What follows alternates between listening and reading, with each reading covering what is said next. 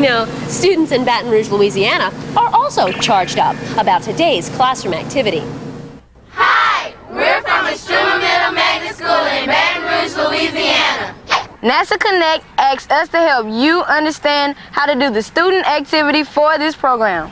Earlier, we learned that the NASA process experiment uses long conducting wires called tethers. The tethers make electricity that can be used to move satellites. Now, we're going to simulate the research they do at NASA by constructing and using the Make It Go Electrodynamic Demonstration Unit, or EDU for short. First, let's make the EDU.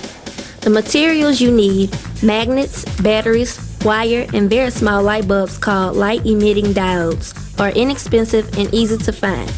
Remember, safety is our #1 concern at NASA, so be sure to listen carefully and follow the safety guidelines. Now that the EDU is made, you'll need to make an electrical current level controller for the EDU.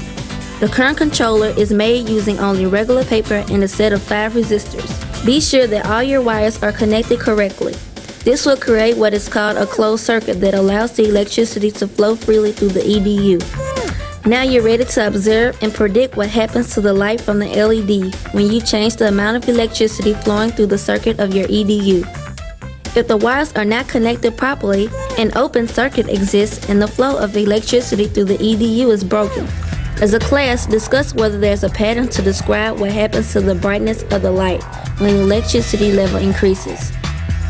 The EDU is a model of the actual propulsion system tested in the process mission. You'll use the EDU to observe and understand that if a wire has electricity flowing through it, the wire can actually move if it is placed near a magnet. You'll measure, record, and graph the relationship between the electric current and wire coil movement. Then, you'll analyze the results, just like NASA researchers do. Next, construct the coil as directed in the lesson guide. Add the wire coil along with the magnet to the EDU. Observe what happens to the wire coil's motion when the magnet is present. Looking at your previous set of test results, what do you think will happen to the wire coil when the current level increases? Change the current levels and measure and record the distance that the wire coil moves at each level.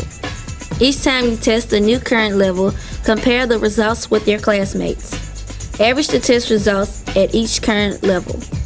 After you've completed testing, your teacher will get you started on graphing your data, then help you understand how to analyze your results. Great work, class, but how can we display the data that we've collected on a graph? Think about the information we're comparing.